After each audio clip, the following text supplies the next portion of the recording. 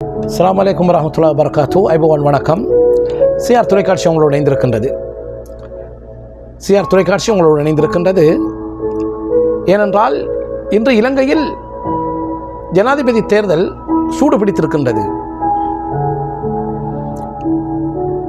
ரணில் விக்ரமசிங்க அவர்கள் மீண்டும் ஜனாதிபதியாக்கப்பட்டாலோ அல்லது அனுரகுமார ஜனாதிபதியாக்கப்பட்டாலோ அல்லது நாமல் ராஜபக்ச ஜனாதிபதியாக்கப்பட்டாலோ அல்லது சஜித் பிரேமதாசா ஜனாதிபதியாக்கப்பட்டாலோ இந்த வெளிநாட்டில் வாழக்கூடியவர்களுடைய சில விடயங்களை அவர்கள் நிச்சயமாக சிந்திக்க வேண்டும்.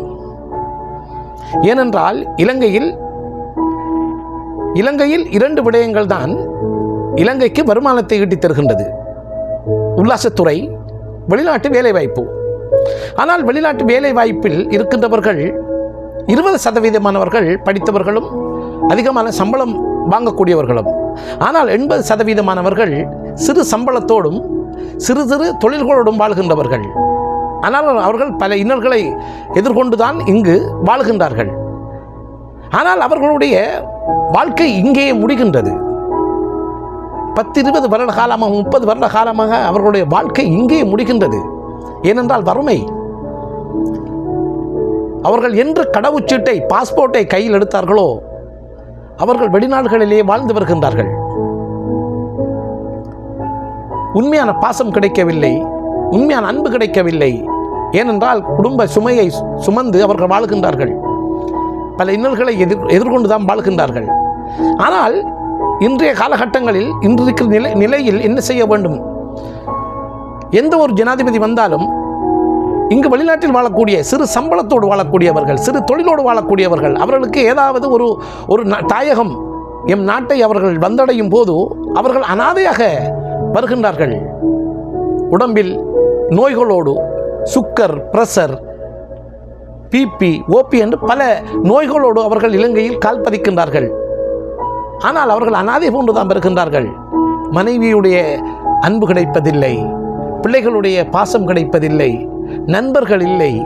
இப்படி பல இன்னல்களை, ஏன்னா 10-20 வருட காலமாக அவர்கள் வெளிநாட்டில் வாழ்ந்தவர்களாக இருக்கின்றார்கள். 4 சுவரை பார்த்து அழுதவர்கள் அவர்கள். நிச்சயமாக இலங்கை அரசு அவர்களுக்கு உதவ வேண்டும். ஏனென்றால் அவர்கள் ஊரை விட்டு, உறவை விட்டு, நாடை விட்டு, நட்பை விட்டு எல்லாவற்றையும் இழந்து அவர்கள் தன் குடும்ப சுமையை சுமந்து கொண்டு அவள் ஆசைகளெல்லாம் வெட்டி புதைத்து விட்டு, அன்புகளெல்லாம் அவள் தூக்கி எறிந்து விட்டு தன் குடும்பத்திற்காக வெளிநாட்டில் வாழ்கின்றார்கள்.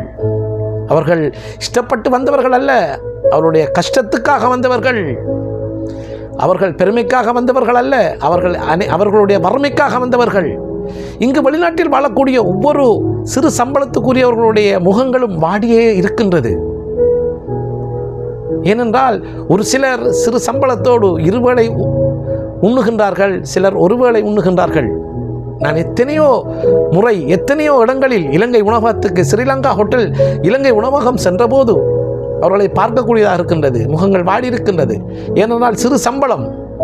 நாட்டில் பிள்ளைகள் படிக்கின்றார்கள், குடும்ப சுமையை சுமந்திருக்கின்றார்கள். இங்கு அவர்களும் உண்ண வேண்டும், அவர்களுடைய தேவை இருக்கின்றது. அவர்கள் எல்லா சுமைகளையும் சுமந்து வாழுகின்றவர்கள். ஆனால் அவர்களுடைய பாசம், அன்பு அவர்களுக்கு இடையாக இருக்கின்றது, நீளமாகிவிட்டது. ஏனென்றால் 10-30 வருடங்கள் என்னும் போது அவர்களுடைய மனைவியோடு அவர்கள் ஒன்றாக இணைந்ததும் இல்லை, பிள்ளைகளோடு பாசம் காட்டியதும் இல்லை, அவர்கள் உறவுகளோடு அவர்கள் ஒற்றுமையாக இருந்ததும் இல்லை. எல்லாமே தூரமாகிவிட்டது. அவருடைய வாழ்க்கை தூரமாக்கப்பட்டது. இளமையில் வருகின்றார்கள், முதுமையில் இலங்கையில் கால் பதிக்கின்றார்கள். இளமையில் வருகின்றார்கள், முதுமையில் கால் பதிக்கின்றார்கள். ஆனால் அவர்களுக்கு எல்லாமே தூரமாகி விடுகின்றது. சில நேரம் மனைவிகள் அவர்களை சேர்ப்பதில்லை, பிள்ளைகள் அவர்கள் அன்பு காட்டுவதில்லை, உறவுகள் இல்லை என்று வரும்போது அவர் தனிக்கட்டையாக நடைப்பிணமாகத்தான் திரிகின்றார்கள். பலர் இருக்கின்றார்கள். அரபு நாடுகளில் சிலர் வாழ்கின்றார்கள். சிலருடைய மரணங்களை நான் சந்தித்தவன், சிலருடைய மரணங்களுக்கு நான் சென்றவன், கலந்து கொண்டவன். சிலர் கூறுகின்றார்கள் ஹார்ட் அட்டாக்கில் அவர் இறந்து விட்டார் என்று. இல்லை, அவருடைய இதயம் வெடித்து இறந்திருக்கின்றார்கள், மரணித்திருக்கின்றார்கள். வேதனை தாங்க முடியாமல் சில மரணங்களை பார்த்தபோது, நான் கண்முன்னே பார்த்தபோது அவர்களுடைய மூக்கினாலும் வாயினாலும் இரத்தம் வந்திருக்கின்றது. எல்லாவற்றையும் சுமந்தவர்கள் இறுதியில் இறந்து விட்டார்கள். எத்தனையோ மரணங்களை என் கையால் நான் தூக்கி வைத்தவன். அதனால் இலங்கை அரசு யார் ஜனாதிபதியாக வந்தாலும், யார் ஜனாதிபதியாக இலங்கைக்கு புதிதாக வந்தாலும், அவர்கள் நிச்சயமாக இந்த அரபு நாடுகளில் வாழக்கூடிய சிறு சம்பளத்துக்குரியவர்கள், அவர்கள் இளமையில் வந்து முதுமையில் இலங்கையில் கால் பதிக்கும் போது அவர்களுக்கு சரியான ஊதியம் கொடுக்க வேண்டும், வாழ்வாதாரத்துக்குரிய அங்கீகாரம் கொடுக்க வேண்டும். அவர்கள் வாழ்வதற்குரிய ஏதாவது வழியை இலங்கை அரசு செய்து கொடுக்க வேண்டும். விவசாயம் செய்வதற்கோ அல்லது அவர்கள் ஏதாவது தொழில் செய்வதற்கோ அல்லது அவர்கள் ஏதாவது வாகனங்களை வைத்து அவர்கள் வாழ்வாதாரத்தை உயர்த்தக்கூடிய அளவுக்கு இலங்கை அரசு அவர்களை உயர்த்த வேண்டும். அதற்குரிய நடவடிக்கை இலங்கை அரசு எடுக்க வேண்டும். என்றால் இலங்கையில் சுற்றுலாத்துறை, வெளிநாட்டு வேலை, இது இரண்டுமே இலங்கையை இன்று தூக்கியிருக்கின்றது. ஆனால் வெளிநாட்டில் வாழக்கூடிய ஏழைகளுக்காக அதிகமான சம்பளம் எடுப்பவர்களோ அல்லது பதவியில் இருப்பவர்களை பற்றி பேசவில்லை. சிறு சம்பளத்தோடு வாழ்வை இங்கு துளைத்தவர்கள் சிலர் மரணித்து விட்டார்கள், சிலர் இறந்து விட்டார்கள். அவர்கள் ஆசைகள் எல்லாம் புதைத்து விட்டுத்தான் இங்கு வாழுகின்றார்கள். அவர்களுக்காக இலங்கை அரசு யாராக இருந்தாலும், இந்த ஜனாதிபதி தேர்தலில் யார் வந்தாலும் இந்த வெளிநாட்டில் வாழக்கூடிய இந்த ஏழைகளுக்காக உதவ வேண்டும். நிச்சயமாக அவர்களுடைய வாழ்வாதாரத்தை உயர்த்த வேண்டும் என்பதற்காக இந்த சிஆர் தொலைக்காட்சி உங்களோடு இணைந்திருக்கின்றது. அது மட்டுமல்லாமல் மத்திய கிழக்கில் சவுதி அரேபியா என்ற நாட்டோடு இலங்கை அரசு யார் ஜனாதிபதியாக வந்தாலும் இந்த சவுதி அரேபியாவோடு நிச்சயமாக நல்லொரு நட்பை வைத்து கொள்ள வேண்டும், நட்பை அதிகரிக்க வேண்டும். என்றால் இலங்கையைச் சேர்ந்தவர்கள் உலகத்தில் அதிகமாக வாழக்கூடிய நாடு சவுதி அரேபியா. 5.5 லட்சம் மக்கள் தொகையாக இருக்கின்றது.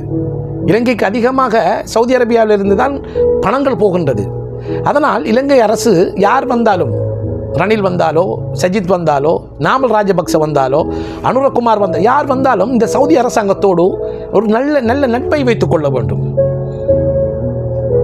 ஏனென்றால் இந்த சவுதி அரேபியா நம் இலங்கையைச் சேர்ந்தவர்களுக்கு சிங்களம், முஸ்லீம், தமிழ் யாராக இருந்தாலும் 5 லட்சத்துக்கு மேற்பட்டவர்கள் இங்கு வேலை செய்கின்றார்கள். அவர்களுக்கு நிச்சயமாக நாங்கள் இந்த சவுதி அரேபியாவுக்கு கடமைப்பட்டிருக்க வேண்டும். எம் நாட்டவர் 5 லட்சத்துக்கு உலகத்தில் அதிகமாக வாழக்கூடிய இலங்கையர்கள் என்றால் அது சவுதி அரேபியா. நிச்சயமாக இலங்கை அரசு யார் வந்தாலும் சவுதி அரேபியாவோடு நிச்சயமாக நல்லொரு ஒற்றுமையான முறையில் இலங்கை ஜனாதிபதி யார் வந்தாலும் சவுதியோடு நாங்கள் இணைந்திருக்க வேண்டும். அது மட்டுமல்லாமல் இன்றைய காலகட்டங்களில் ஜித்தாவில் வாழக்கூடியவர்கள் 2 லட்சத்துக்கு கிட்டத்தட்ட 2 லட்சம் பேரை குறிப்பிடலாம். ஏனென்றால் ஜித்தாவை சுற்றி மக்கா, மதீனா, தாயிப் இப்படி போன்ற தேசம் இருக்கின்றது. ஆனால் விமான சேவை அரிதாக இருக்கின்றது. ஜித்தாவிலிருந்து இலங்கைக்கு நேரடியான விமான சேவை அரிதாக இருக்கின்றது. உடனடியாக யார் ஜனாதிபதியாக இன்று புதிதாக யார் ஜனாதிபதியாக வந்தாலும் சவுதி அரசாங்கத்தோடும் சவுதி ஏர்லைன்ஸோடும் பேச்சுவார்த்தை மூலம் இந்த குறையை தீர்த்து வைக்க வேண்டும். கடந்த காலங்களில் அலி ஷப்ரி அவர்கள் வந்தபோதும், மனுஷன் நாணயக்காரர் வந்தபோதும் இதை நாங்கள் எத்தி வைத்திருந்தோம். ஆனால் அது எங்களுக்கு முடியாமல் போயிருக்கின்றது. ஆனால் யார் ஜனாதிபதியாக வந்தாலும் இதை நிச்சயமாக நீங்கள் செய்து தர வேண்டும். நேரடியான இலங்கையில் ஜித்தா டு இலங்கை, ஜித்தாவிலிருந்து இலங்கைக்கு போகக்கூடிய விமான சேவையை நீங்கள் செய்து தர வேண்டும். ஏர்லாங்காக இருக்கட்டும் அல்லது சவுதி ஏர்லைன்ஸாக இருக்கட்டும், யாராக இருந்தாலும் எந்த ஒரு ஏர்லைன்ஸையும் எங்களுக்கு நேரடியாக தர வேண்டும். ஏனென்றால் இங்கு 2 லட்சம் மக்கள் இங்கு வாழ்கின்றார்கள். மக்கா, மதீனா, ஜித்தா, தாயிப் என்ற தேசங்களில் வாழ்கின்றார்கள். ஆனால் அவர்கள் பெரும் இன்னல்களை சந்தித்து வருகின்றார்கள். ஏனென்றால் அவர்களுடைய விமான சேவை தடைப்பட்டு கொண்டிருக்கின்றது. அவர்கள் நாட்டுக்கு செல்ல வேண்டுமாக இருந்தால் தமாம் போக வேண்டும் அல்லது ரியாத் போக வேண்டும் என்று ஒரு நிர்பந்தத்துக்கு உள்ளாக்கியிருக்கின்றார்கள். அதனால் தயவு செய்து இலங்கை அரசு யார் வந்தாலும் நாங்கள் இந்த CRTV அளித்திருக்கின்ற இந்த குறிக்கோளை நிச்சயமாக வேண்டுகோளை ஏற்று இதை எங்களுக்கு செய்து தர வேண்டும். அஸ்ஸலாமு அலைக்கும் வரஹ்மத்துல்லாஹி வபரகாத்துஹு.